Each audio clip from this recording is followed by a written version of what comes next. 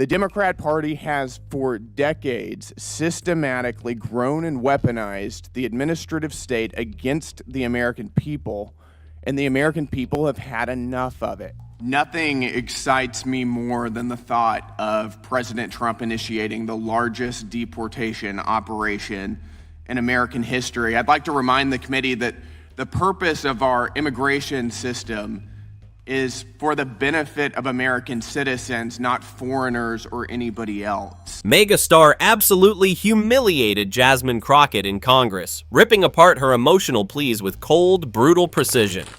What started as Crockett's fiery defense of immigrants turned into a shocking takedown that exposed the Democrats' political games for what they really are. I feel as if my colleagues from across the aisle have decided that they are going to make immigrants the boogeyman.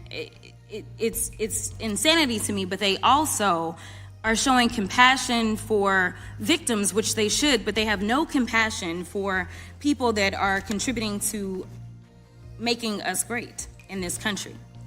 So, interestingly enough, I'm curious to know, Mr. Beer, if you know if immigrants contributed to these particular crimes. There was a mass shooting in Buffalo, New York that killed a number of African Americans as they were trying to shop for groceries. Was the defendant an immigrant in that case? Do you know? No, he was a U.S.-born citizen. Thank you so much.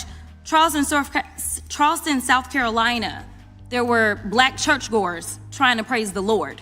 They were killed. Was that an immigrant that perpetrated that or not? No, that was a U.S.-born citizen. Thank you so much. Now, coming home to Texas, there was an El Paso shooting. Do you know if that was an immigrant or not?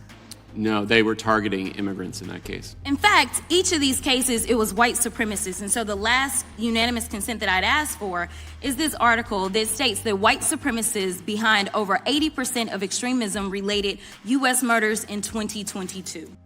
The hearing wasn't calm and polite. Democrats sat there shocked as if Republicans had personally invented the idea of blaming immigrants for America's problems. According to them, the GOP's entire playbook was nothing more than fear-mongering with a little scapegoating on the side. Republicans, of course, weren't about to sit quietly. They came loaded with their own ammunition, hard numbers, tough language, and just enough outrage to make it sting. Enter Jasmine Crocket. Crocket went down the list of America's ugliest tragedies and forced the room to face them head-on. Buffalo, New York. 10 black shoppers killed in a grocery store. Was the killer an immigrant? Nope, just another homegrown U.S. citizen. Charleston, South Carolina. 9 black churchgoers murdered during worship. Immigrant? Wrong again. Another American-born killer. Republicans want to cut waste, fraud, and abuse from our federal government and save taxpayer dollars. And Democrats want to grandstand and play politics. We can see right now, even, of the 6 Democrats on this committee, only 1 can even be bothered to stay for the duration of this hearing.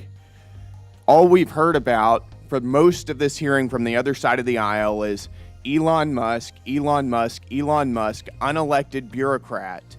And I'd like to ask if Democrats really care about unelected bureaucrats making decisions over our lives, where were they whenever their god Anthony Fauci was forcing vaccine and mask mandates on the American people for 4 years during the COVID crisis? Where were they whenever unelected Alejandro Mayorkas was facilitating the invasion of our country by illegal aliens who were murdering and raping and pillaging our people?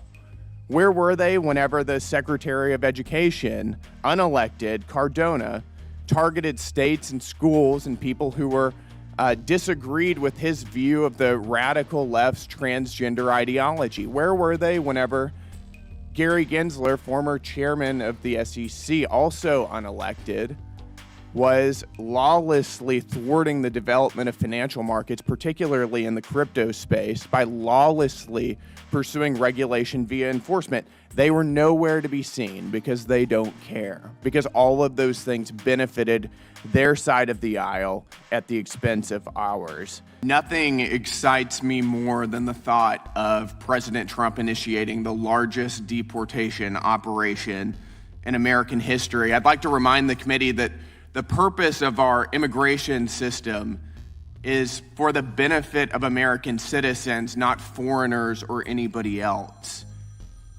For the past 4 years, Democrats have facilitated the invasion of over 10 million illegal aliens into our country.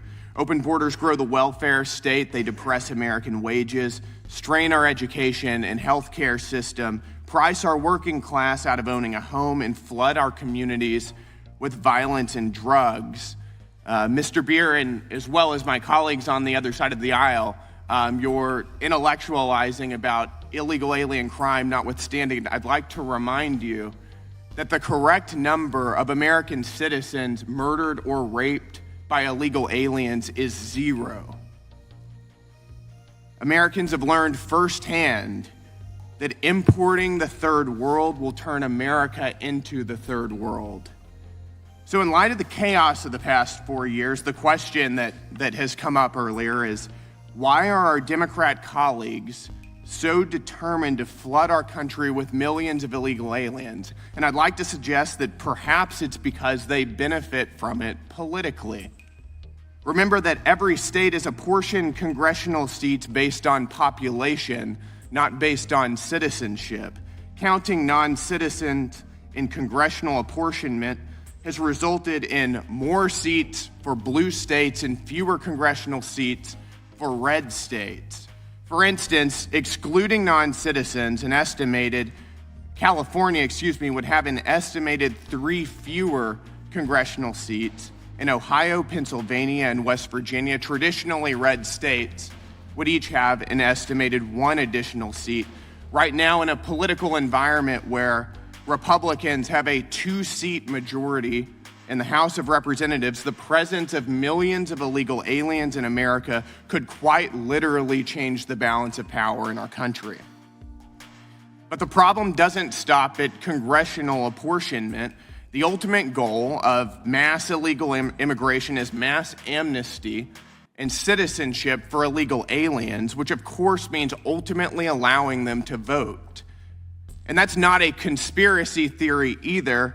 Senate Majority Leader Chuck Schumer himself said it just 2 years ago, and I'm quoting him, "Our ultimate goal is to help the dreamers but get a path to citizenship for all 11 million, or however many undocumented there are here." That is their words, not mine. And it appears that for the past 4 years, providing a path to citizenship for illegal aliens is precisely what the Biden administration has been doing. This isn't a theoretical or a hypothetical problem. This is happening right now. The political party that has nothing to offer voters but inflation, censorship, and transgenderism is weaponizing mass illegal immigration to their own political benefit. And with that, I yield. Thank you. But then came the response. The MAGA star across from her didn't even pretend to wrestle with Crockett's point. Instead, he cut straight to the headline: Trump's plan for the largest deportation operation in American history. Delivered with the kind of confidence that says, yes, I meant every word, and no, I'm not sorry. And then came the line that sucked the oxygen out of the room. According to him, America's immigration system isn't for foreigners, period. It exists only for American citizens. Short, sharp, and deliberately dismissive of every ounce of Crockett's passion.